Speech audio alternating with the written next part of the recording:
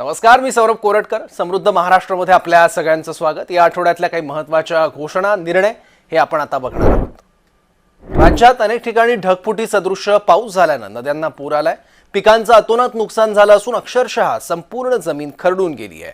या संकट काळात राज्य शासन शेतकऱ्यांच्या पाठीशी खंबीरपणे उभं असून प्रसंगी सर्व निकष बाजूला ठेवून सर्व नुकसानग्रस्त शेतकऱ्यांना सरसकट मदत केली जाईल. तसंच दिवाळीपूर्वीच ही मदत शेतकऱ्यांना वितरित करण्यात येईल अशी ग्वाही मुख्यमंत्री देवेंद्र फडणवीस यांनी दिली आहे. मुख्यमंत्री फडणवीस यांनी औसा तालुक्यातील उजनी आणि निलंगा तालुक्यातील औराद शहाजानी इथे अतिवृष्टी आणि पुरामुळे झालेल्या नुकसानीची पाहणी केली आहे. तसंच शेतकऱ्यांशी संवाद साधून नुकसानीची माहिती देखील घेतली आहे. शासन म्हणून मी आपल्याला या निमित्ताने आश्वस्त करतो की सगळे निकष बाजूला ठेवून आम्ही सर्व शेतकऱ्यांना सरसकट मदत करणार आहोत आणि जेवढी वाढीव मदत आम्हाला करता येईल ती करण्याचा आमचा प्रयत्न असेल. उपमुख्यमंत्री एकनाथ शिंदेंनी महापुराचा फटका बसलेल्या धाराशिव जिल्ह्याचा दौरा केलाय. धाराशिवमधील कारंजे गावातील पूरग्रस्तांच्या घरात जाऊन पाहणी केली आणि नागरिकांशी संवाद देखील साधलाय.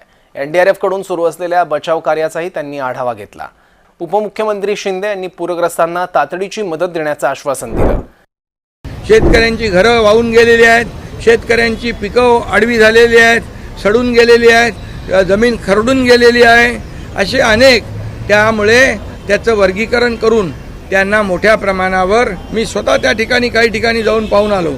त्यामुळे मोठ्या प्रमाणावर त्यांना मदत देणं अपेक्षित आहे. सोलापूर जिल्ह्यात गेल्या काही दिवसांपासून सुरू असलेल्या मुसळधार पावसामुळे आणि धरणातून 2 लाख क्युसेक पाण्याचा विसर्ग झाल्यामुळे लांबोटी परिसरात पूरस्थिती निर्माण झाली होती. धरणातील पाण्याच्या विसर्गामुळे शेतजमिनी, घरं, मंदिरांचं मोठं नुकसान झालं असून अनेक शेतकऱ्यांची पिकंही नष्ट झाली आहेत. पुराच्या पाण्यात अडकलेल्या 4,500 नागरिकांना सुरक्षित स्थळी हलवण्यात आलंय. उपमुख्यमंत्री अजित पवार यांनी मोहोळ तालुक्यातील लांबोटी गावाला भेट देऊन अतिवृष्टी आणि धरणातून झालेल्या पाण्याच्या विसर्गामुळे निर्माण झालेल्या पूर परिस्थितीची पाहणी केली आहे. नदीकाठच्या गावांमध्ये मोठ्या प्रमाणावर झालेलं नुकसान लक्षात घेता शासनाकडून तातडीने पंचनामे करून पूरग्रस्तांना मदत दिली जाईल अशी ग्वाही त्यांनी यावेळी दिली आहे. पंजाबमध्ये आणि हिमाचल प्रदेशमध्ये या गेल्या महिन्यामध्ये अशा प्रकारचं घडलं, त्यावेळेस तिथं मदत झालेली आहे. आणि महाराष्ट्रात पण ज्या वेळेस अशा प्रकारची संकट आलेली आहेत किंवा देशातल्या कुठल्याही राज्यावर आलेली आहे त्यावेळेस साधारण आढावा घेऊन केंद्र सरकार मदत करत असतं. मेट्रो मार्ग 4 वडाळा कासार वडवली आणि 4A कासार वडवली गायमुख च्या टप्पा 1 गायमुख जंक्शन, गायमुख गाव, घोडबंदर रोड, कासार वडवली, विजय गार्डन या मार्गिकेच्या प्राधान्य विभागावर तांत्रिक तपासणी आणि ट्रायल रनची सुरुवात. मेट्रो 4 आणि मेट्रो 4A या मार्गिका वडाळा ते छत्रपती शिवाजी महाराज टर्मिनल्सला जोडणाऱ्या मेट्रो 11 या मार्गिकेला जोडण्यात येणार असल्यानं ही 58 किलोमीटर लांबीची देशातील सर्वात मोठी मेट्रो मार्गिका ठाणेकर आणि मुंबईकरांसाठी उपलब्ध होणार आहे. पुढच्या वर्षाच्या शेवटापर्यंत या मेट्रोचे सर्व टप्पे प्रवेशांकरता खुले होतील अशी ग्वाही मुख्यमंत्री देवेंद्र फडणवीस यांनी ट्रायल रनच्या वेळी दिली आहे. मुख्यमंत्री माझी लाडकी बहीण या योजनेमध्ये पारदर्शकता येण्यासाठी लाभार्थ्यांना नियमितपणे आर्थिक लाभ मिळावा याकरता लाडकी बहीण या संकेतस्थळावर ई-KYC ची सुविधा उपलब्ध करण्यात आली आहे. ही प्रक्रिया मोबाईलवरून सुद्धा सोप्या पद्धतीने करता येईल.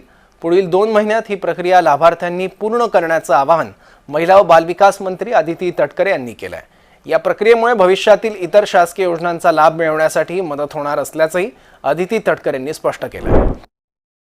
पंतप्रधान नरेंद्र मोदींनी नुकतंच मुंबईच्या बॅलट पियरवरील अत्याधुनिक मुंबई आंतरराष्ट्रीय क्रूज टर्मिनलचं उद्घाटन केलंय. हे टर्मिनल क्रूज भारत मिशन अंतर्गत तयार करण्यात आलंय आणि या क्रूजमुळे भारताला जागतिक क्रूज पर्यटनाच्या नकाशावर अधिक मजबूत होईल असा विश्वास व्यक्त केला जातोय. आंतरराष्ट्रीय क्रूज टर्मिनलची खासियत काय पाहूयात.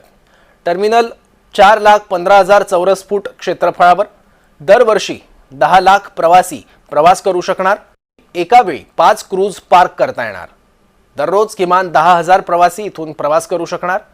समुद्राच्या लाटांसारखी छताची रचना, चेक इन आणि इमिग्रेशनची सुविधा कोणत्याही अडचणीशिवाय. तब्बल 72 चेक इन आणि इमिग्रेशन काउंटर. निर्मितीसाठी 556 कोटी रुपयांचा खर्च येतोय. उपमुख्यमंत्री अजित पवार यांच्या हस्ते क्रांतीज्योती सावित्रीमाई फुले राज्य शिक्षक गौरव पुरस्कार वितरित करण्यात आलाय. NCPAच्या टाटा थिएटरमध्ये झालेल्या या समारंभात राज्यातील 111 गुणवंत शिक्षकांचा सत्कार करण्यात आलाय. विधानसभा अध्यक्ष ॲडव्होकेट राहुल नार्वेकर, शालेय शिक्षण मंत्री दादाजी भुसे यांच्यासह पुरस्कारप्राप्त शिक्षक आणि त्यांचे कुटुंबीय यावेळी उपस्थित होते. विद्यार्थ्यांच्या आयुष्यात ज्ञानाचा प्रकाश देण्याचं काम शिक्षक करतात. त्यामुळे शिक्षकांचा सन्मान हा राष्ट्र निर्मितीचा सन्मान आहे. ज्ञानासोबत सद्गुणांची शिकवणूक देऊन स्पर्धेच्या युगात विद्यार्थ्यांमध्ये विश्वास निर्माण होईल अशी सशक्त पिढी घडवावी. पुरस्कारप्राप्त शिक्षक हे राज्याचे ब्रँड अँबॅसेडर आहेत, असे गौरवोद्गार उपमुख्यमंत्री अजित पवार यांनी काढले आहेत. तर आजच्या कार्यक्रमात एवढंच. पुन्हा भेटूया पुढील आठवड्यात नवीन घडामोडी आणि नवीन बातम्यांसह. पाहत राहा जय महाराष्ट्र.